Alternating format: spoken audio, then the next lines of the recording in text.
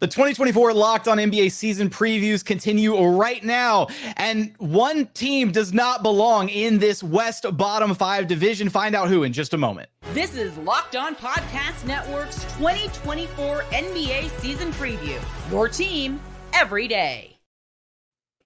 Welcome back to the 2024 Locked On NBA season previews. This episode, we are focused on the teams predicted by FanDuel to land at the bottom of the Western Conference. Now, today's episode is brought to you by FanDuel. Place your first $5 bet, and you'll get started with $200 in bonus bets guaranteed. Visit FanDuel.com to get started. I'm Jackson Gatlin, host of Locked On Rockets, and I'll be your host for this preview.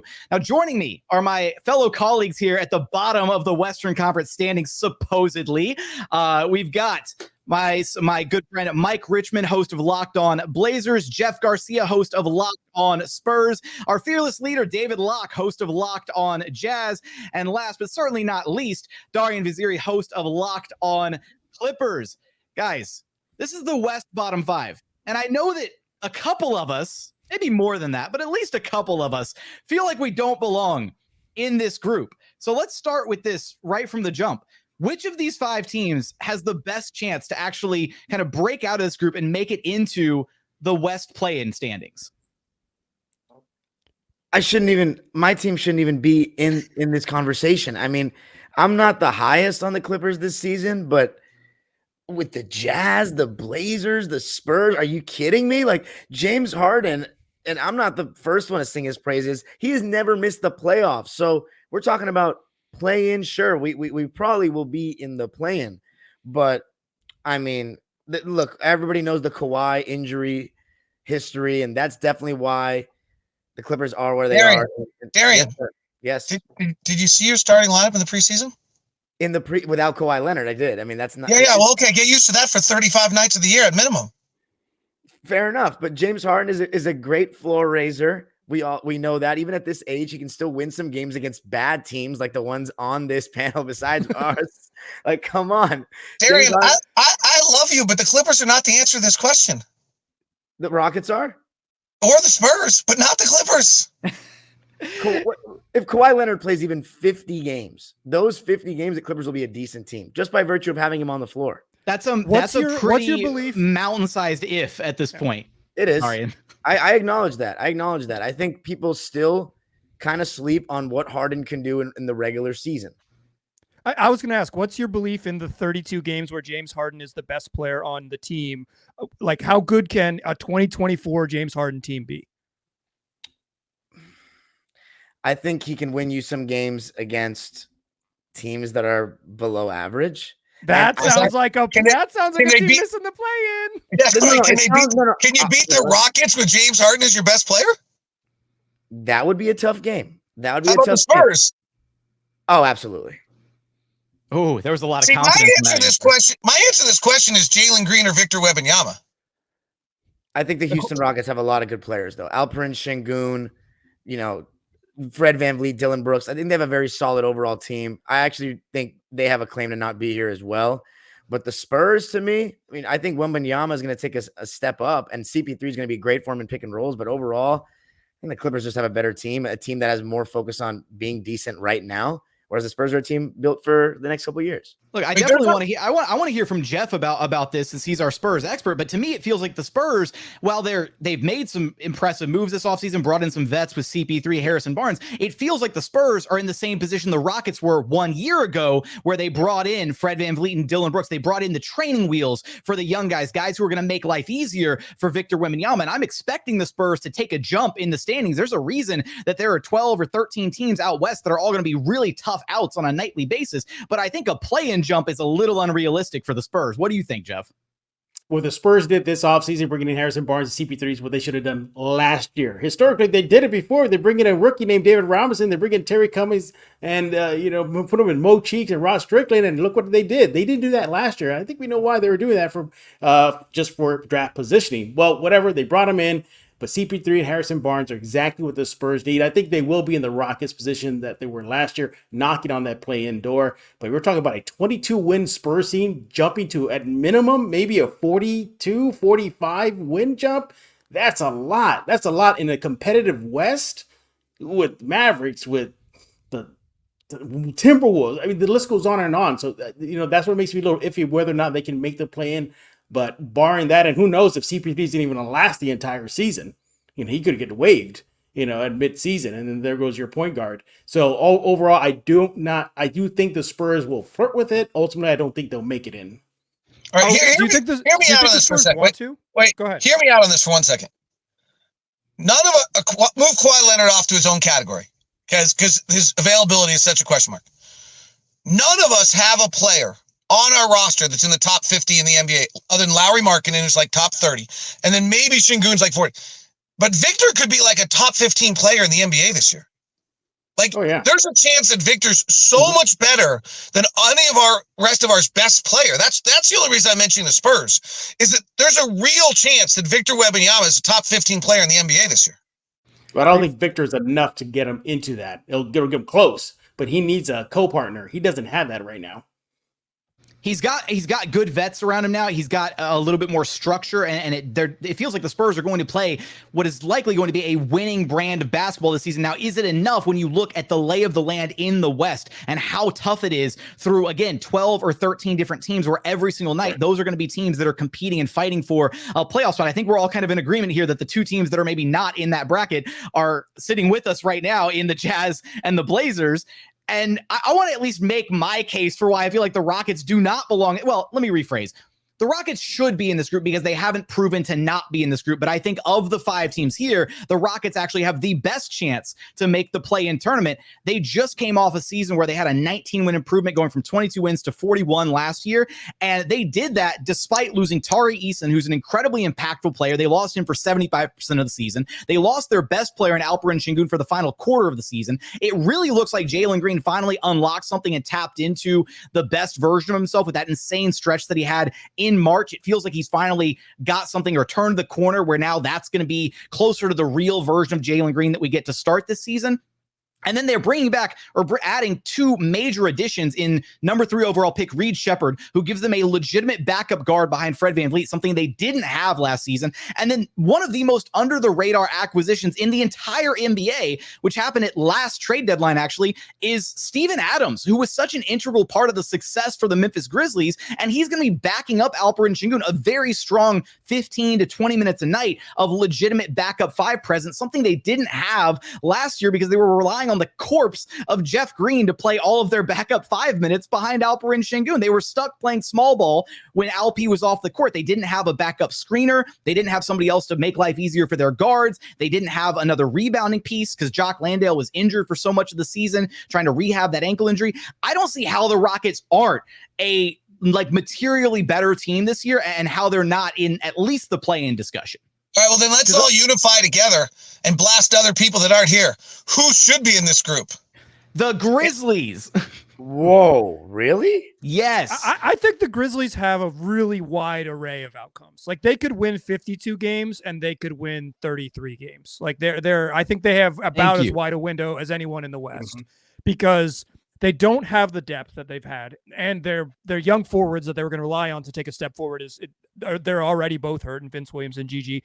Like, they're top heavy in a way that they weren't when they were really good. When the Grizzlies were really good, they're really good because they had 12 NBA players, and they're not that anymore. They don't have that. I wonder with the Rockets though, Jackson, do they have too many players who need to play?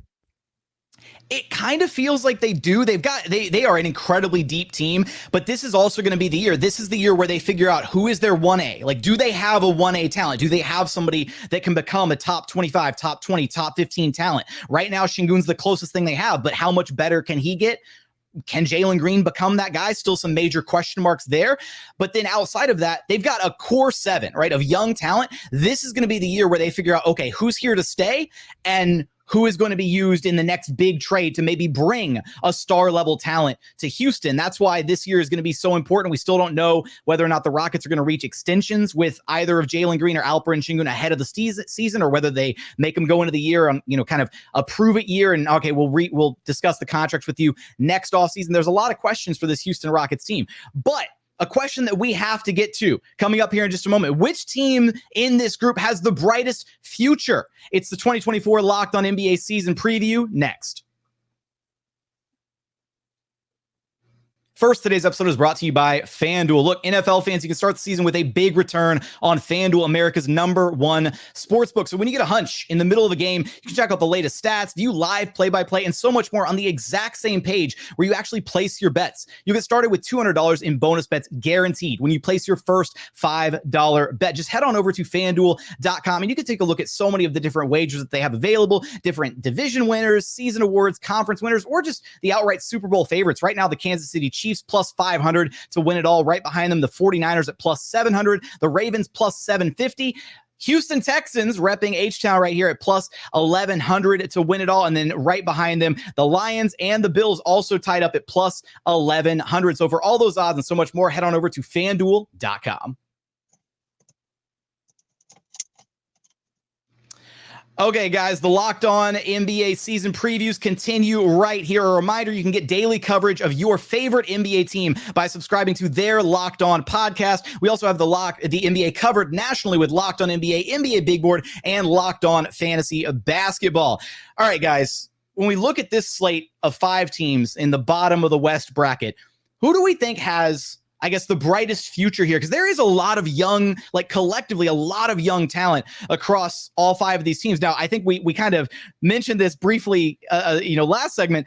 Victor Wembanyama, far by every merit, is probably going to be the best player and maybe the best player in the NBA in just a couple seasons. So that's probably a good starting place for this group. All right, let's start it this way. If you could trade every player on your roster and all of your draft assets for Victor Wembanyama, would you do it?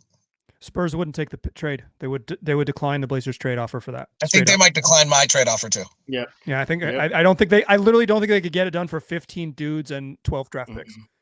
Yeah, I think the Rockets maybe have the most enticing offer with their abundance of young talent, and I still think it's a no. Like that's the kind of talent that Victor Wembanyama is, and that's the position that the Spurs are in. He is a one-man army of it's Wemby trumps all at this point in this group. So I think the Spurs almost by default have the brightest future, and it's almost like we have to just award like the second place team, right? You know what's crazy about this conversation? That's got to be the Clippers. Yeah, we gave up all our picks to OKC and Philadelphia, so they would not accept our offer. It's all right. You didn't trade anybody who was any good in that. Oh, never mind. You traded the second best player in the NBA. And here's the other thing that I think people are getting about the Spurs that makes them even have a brighter future is they have a war chest of draft picks. First, second round. I mean, it's just out of control. They're running the drafts moving forward. And then they have tradable players they can flip. Your Keldon Johnson, Devin Vassell, Jeremy Sohans, if they got to throw those guys in a deal. Also, too, the financial cap space is just out of control. What is it, the second highest for the most flexible cap space in the NBA as of right now? So, yeah, it's not just Wemby. It's how well positioned they are to be major players in free agency, draft night, as well as trade deadline. And what's also crazy is that Scoot Henderson was like the 3rd pick of that same draft. And so really past first point guard, Mike Richmond, me or you, who has the better future point guard, Keontae George or Scoot Henderson? Oof. I think it's Scoot. Keontae George for a while last season, I started to be a really big believer, but I didn't think he closed the year that strong. I thought he kind of fell off a little bit in my eyes. But I thought the middle of this season was great when they gave him the keys. Finally, he could run it. So I'll lean Scoot. But I got to be honest, I'm worried about Scoot Henderson's ceiling. I don't know what exactly it is. I thought he should be a guy who's like, guns for all NBA on his first contract. That type of player coming into the league, and after a season, I do not feel that comfortable with that prediction. Is he an all-star level player? He struggled a lot in a lot of different ways as a rookie. The interesting one for Keontae is, you're right, he closed the season though, but by that point the Jazz were on the mission to go get their 9th pick of the draft, and so he was playing he was the best player on the floor. Right. You cannot have these young guys be asked to be the best player on the floor. Jackson, you saw this firsthand with Jalen Green. They asked him to be the best player on the floor for 2 straight years. He was so bad they tried to trade him at the deadline this year, couldn't get any takers, and then he took off, and now we're talking about whether he's going to be a 1A star. I mean, because he suddenly started playing with Dylan Brooks, and he started playing with Fred VanVleet, and Alfred Sengun got hurt, but that's a different issue. Jackson just ignores that little thing in his little diatribe in the first segment today about how great the Rockets are going to be. The fact that their 2 stars may not be able to play together at all. He just ignored that simple fact and that whole conversation. I just throw that out there. But I do think that's the interesting thing for the Jazz and the Jazz and the Blazers here, who would be the next people probably to have this conversation of whether or not we have futures, is whether or not we have found a piece yet to go along. We have Lauri Markkanen signed for 5 years, but is there a second piece that we've found yet? I don't know on that, and we'll find out Keontae. And does Portland have a piece in Scoot Henderson yet? Or Shannon Sharp? I don't have enough time on this podcast to unpack why you're wrong with that assumption, David, or that assertion that Jalen Green and Alperen Sengun cannot coexist. That is so wildly overblown, and I've spent time debunking it this entire, like, the last 6 months. So I don't have time to get to it, but you know where you can get information on that is right over at Locked On Rockets, right down the street. But what I will say, I want to throw in maybe a wrench into this conversation, because we're talking Keontae George, we're talking Scoot Henderson. I just want to highlight here that Amen Thompson was drafted as a point guard. And even though he didn't play point guard last season, all signs are pointing to the fact, based on everything that I'm hearing from training camp, all the discussions from Ime Udoka, they are planning to put the ball in his hands quite a bit more this season. And so I'm just curious, from an outsider's perspective, where do you guys think Amen Thompson kind of factors into this equation? He's really good. He is really good. He's really good. He's really good. He can't shoot worth a lick, but he's really good everywhere else on the floor. If you can do what he does, most players need to shoot in the league. It's just the nature of the modern NBA, but not every player needs to bomb away from 3. And I think if he can be like a 32% 3-point shooter with the slashing and the defense, and as a cutter off the ball, he's a great cutter. Like, I'm a believer, man. I'm big time. Both Thompson twins. I'm a believer. I can't wait for David to rain on the parade now. This is where I've been doing a bunch of research on this, actually, and this is actually relevant for a bunch of us. Like, it's relevant for Castle and San Antonio also, is that Kawhi Leonard did this like 15 years ago, where you came out of college and couldn't shoot, and then you became a shooter. But I've done a lot of research. I got to do more, but I'm finding fewer and fewer players where that's the case. If you don't shoot well coming into the league, and Scoot didn't shoot great in the G League, so this is relevant to Portland too. And frankly, Keontae didn't shoot great. Keontae's not under the threshold, but there's a threshold number where if you're below 30th percentile in your classification and you don't shoot well, I can't find guys who do end up shooting well very often. And Thompson's under that. Castle's under that. He's going to have to play with the ball in his hands because he has no other gravity. See, that's the funny thing is we saw and I'm not saying this is going to be the full-time thing for him, but we saw last season when Alperen Sengun went down, he played out of the dunker spot. He played as a screener. He played, really well out of the short roll. We saw him using his court vision in a variety of ways. And I don't think that's going to be his full-time gig, but it was really interesting seeing a guy who was drafted to be a point guard kind of embody like this weird, like kind of Sean Marion, like Andre Iguodala kind of, connective tissue role. And after doing that, like that helped kind of open his eyes to what he could do elsewhere on the floor without having the ball in his hands, because up to that point in his career, he'd always had the ball in his hands. Asar had always been the twin that played the more off-ball kind of wing-centric role, and Amen had always been the guy with the ball in his hands. So that was kind of a new experience for him. Now he gets to roll into this season. He's not going to suddenly take all the reps away from all the other guards on the Houston Rockets, but it sounds like they're going to make a concerted effort to give him some opportunities, maybe with some 5-out spacing, let him get downhill, play in transition. And from all the signs are pointing to, this guy is going to be a terror. It looks like he grew too. It looks like he's about 6'8" or 6'9" now, which is even scarier to think about. I mean, we're talking about a Ben Simmons-esque player, but with like the basketball savant kind of like, what's the word I'm looking for? He's I can't think of the word for it. He's a basketball psycho. He locks himself in the gym with no music for like 8 hours a day. Like, that's the kind of thing that he does, like the MJ kind of psycho tendencies with basketball. So I don't know what the ceiling is for that type of player, but it feels like an all NBA caliber player. I loved him and Darian, I'd love your thoughts on this because you're such a basketball junkie. I loved him when he played the 5. Like when they played him at the 5 last year when Sengun was out, I thought that's when he was at his best. As far as Amen Thompson, though, for me, my peak of watching the Rockets last season was actually kind of when he was injured. So second half of the season, I didn't actually get too much to see of him, but I'm going to definitely be paying attention this season because when talking about futures this season, the Clippers and the Rockets are in an interesting situation where Oklahoma City Thunder can pick which of their picks they want, I think the Rockets is top 10 protected, right, Jackson? It is top 10 protected, but if the Rockets somehow save their own pick by being in the top 10, then something went disastrously wrong this season. So, yeah, the Steven Adams thing I totally forgot. That's a great pickup, I think. I know we haven't seen him play basketball in a long time, but backing up Şengün, that's really good in my opinion. It's a very deep team.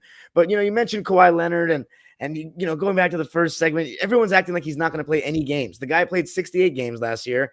Like when he's on the court, and let's say he only plays 45. As I said, that's a better team than people think. And let's not sleep on the Clippers' defensive upgrades this season. I know the Clippers don't have Paul George, but there's some players that are going to raise the floor for this team with their on-ball defense. And as everybody knows, you can stay in games. You have a good defensive team. As far as the future, you already know I'm not the most pleased about the situation the Clippers are in there. Definitely the worst of this group. But as far as the right now, I think they're the only team in this room that has two star players. Jeff, we kind of took the baton from you when we anointed Wemby the best of this group, but the Spurs have a bright future outside of Wemby as well. And I think that's the important thing to highlight here is they've done a good job amassing some other young talent outside of just Victor Wembanyama.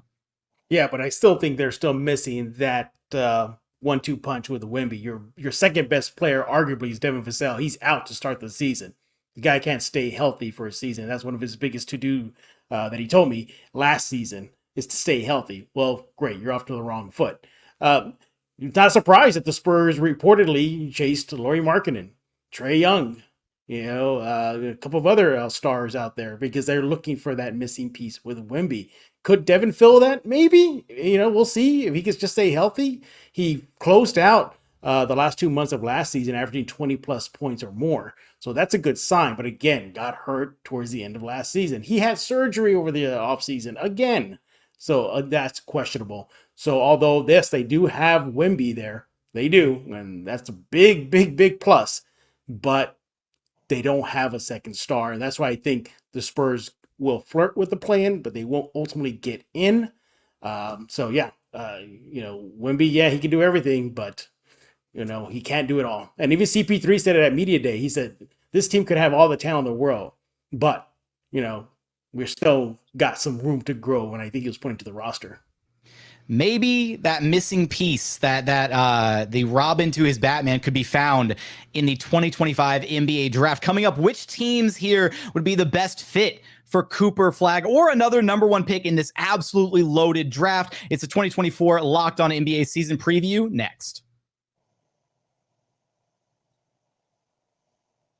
First, today's episode is brought to you by Gametime. Look, Gametime has so many incredible features that make it an incredible experience. Their new feature, Gametime Picks, makes getting tickets for your favorite live events even easier. Gametime Picks filters out the fluff to show you only incredible deals on great seats, so you don't have to waste time searching through thousands of different ticketing offers. But that's not the only feature that they have that makes Gametime incredible. They've got their Gametime ticket coverage, the most flexible customer service policy in the ticketing industry, their lowest price guarantee, views from your seat, so you know exactly what to expect when you get to your venue. But here's my favorite thing is their all-in pricing. When you download the Gametime app, you toggle on their all-in pricing feature and it's fully transparent. It shows you the price from start to finish, so you're not surprised. Look, my least favorite thing when I'm buying tickets to a game or a concert is you're going through the process and at the very, very end, they hit you with like the digital handling fees and the service charges and all these fees at the very end. Sometimes you wind up paying more in fees than you do for your actual tickets. It's the worst. Doesn't happen with Gametime. You toggle on their all-in pricing feature. They show you the price up front. So take the guesswork out of buying your tickets with Gametime. Download the Gametime app, create an account, and use code LOCKEDONNBA for $20 off of your first purchase. Terms apply. Again, create an account, redeem code LOCKEDONNBA. That's LOCKEDONNBA for $20 off. Download Gametime today. What time is it? It's game time. And continuing on here, the Locked On NBA season previews. A reminder, you can get your daily coverage of your favorite NBA team by subscribing to their Locked On podcast. We also have the NBA covered nationally with Locked On NBA, NBA Big Board, and Locked On Fantasy Basketball. All right, guys, maybe the crown jewel of some of the rebuilds happening with this group, Cooper Flagg, the guy that everybody has their eyes on in the 2025 NBA draft. Which team would be the best fit here for Cooper Flagg, do we think? My turn. All right, David Locke. He's ready to dive in. Let's go, David. What do you got? I'll take Cooper Flagg. Perfect. We got plenty of playing time for him. Great market for him. Ready for owner. progressive, forward-thinking owner that's brought a hockey team in here, changing Salt Lake City, Cooper Flagg. We got 3 blocks that don't have statues on them. Stockton and Malone are on the same side. We got plenty of room for future statues. We're ready. And by the way, one other note, I really think that Jalen Williams is being hurt by playing in Oklahoma City. He's not getting the ball enough.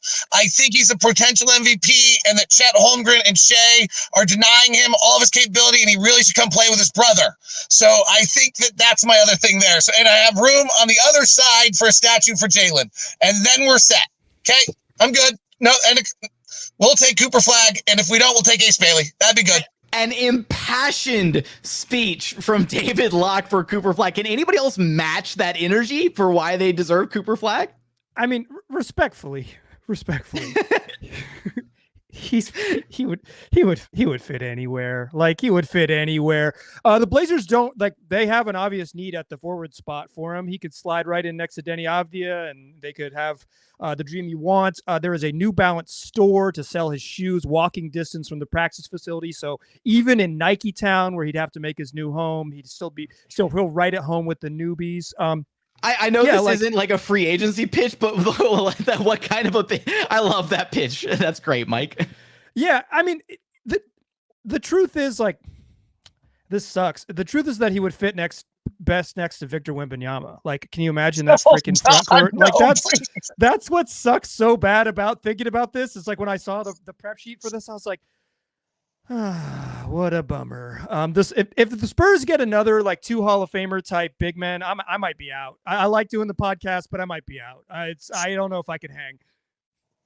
I'll definitely be open to this. Yes, as I mentioned earlier, the Spurs are definitely well positioned to make noise in the draft.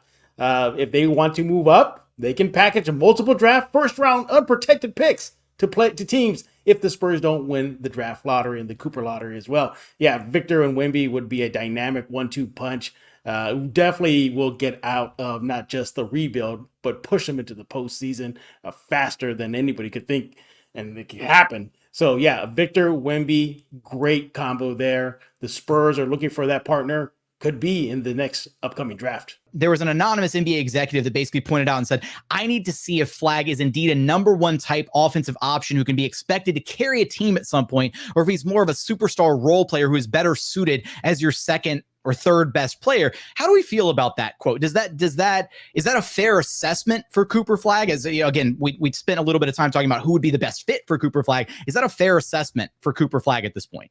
Willing to find out in Salt Lake City. Can't judge him till I see a full game. I don't go off just the highlights, and I never saw his high school game. So we will be tuned in at Duke. Yeah, I mean, go Tar Heels. I hope he struggles in college, but yeah, I bet he'll be really good. I bet, I guess this is like maybe a larger conversation for the whole NBA. What do we mean when we say superstar, right? What do we mean when we say superstar? Because, like, James Harden's not a superstar. I don't think Lauri Markkanen is a superstar. I don't think the Rockets have one of those either. The Blazers certainly don't. Vic is, right? But is it 6 guys? Is it 3 guys? Like, what do we mean by superstar? Because if Cooper Flagg is one of the top 15 players in the NBA, you're good, baby. You're good. But if you need to be, in order to be like, oh, the number 1 pick, if he needs to be his ceiling needs to be, I don't know, one of the top 5 players in the NBA for a decade, then it's like, what are we doing?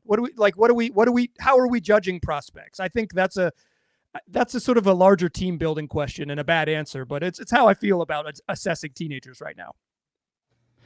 Jeff, any thoughts on Cooper Flagg other than you want him in San Antonio? Yeah. Other than that, in fact, I was just daydreaming right now of him in silver and black. That's awesome. But I would be okay if Pop wants to run Sohan at point guard again for a month and see it crumble before my eyes, to see those odds go up again. Now I'm fine with that. Pop, do your thing. You did it for Timmy. You did it for Wemby. Let's do it for Flagg. All right, we haven't had a ton of it. I feel like we've kind of been mostly on the same page here in this group of 5. I feel like in seasons past when we've done these, roundtables, season preview discussions, there's been, I don't want to say animosity, but just, some, deferring opinions and stuff like that. I feel like we've more or less been kind of lockstep, other than, where Cooper Flagg is going to go at the end of all this when it's all said and done. But let's go ahead and go through the group. And I want each person to take a chance to say something positive about one of the other teams in this group. Darian, I'm going to tee you up first. What do you got for us? Rockets are easily the only team in this group that has a case to not be in this group. like the Clippers.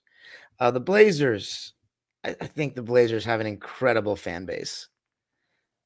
That's all I got. Because they're good people. They treat me well. I love them. Thank you, guys. As the team, it's going to be the worst team in the West, in my opinion, this season.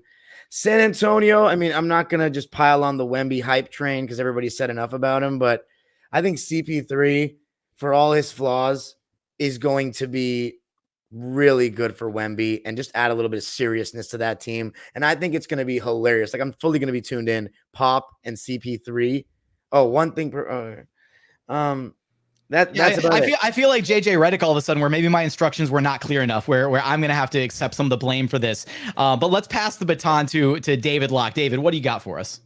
I think that Jackson, your team plays in the.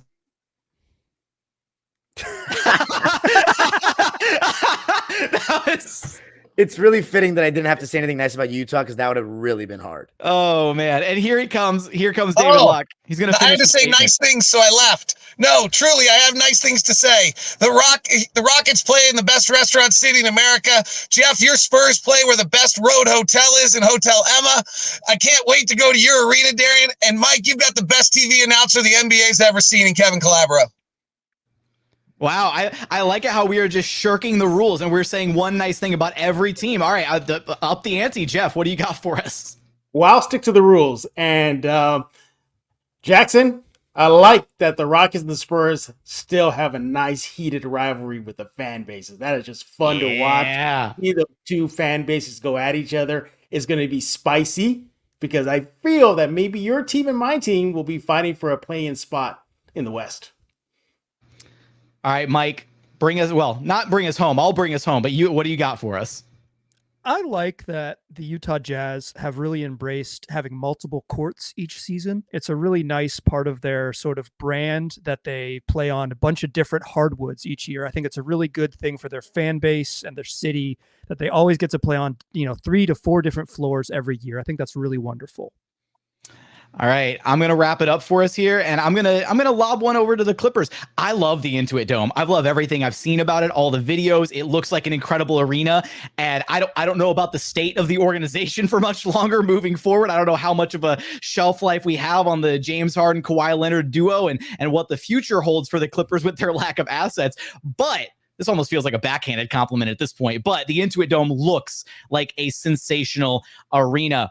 With that, that's going to do it for our West bottom 5 Locked on NBA preview. Thank you, everybody, for tuning in. One more time, all of our hosts here. I'm Jackson Gatlin, host of Locked on Rockets. We have Mike Richmond, host of Locked on Blazers. Jeff Garcia, host of Locked on Spurs. Darian Desiri, host of Locked on Clippers. And our fearless leader, David Locke, host of Locked on Jazz.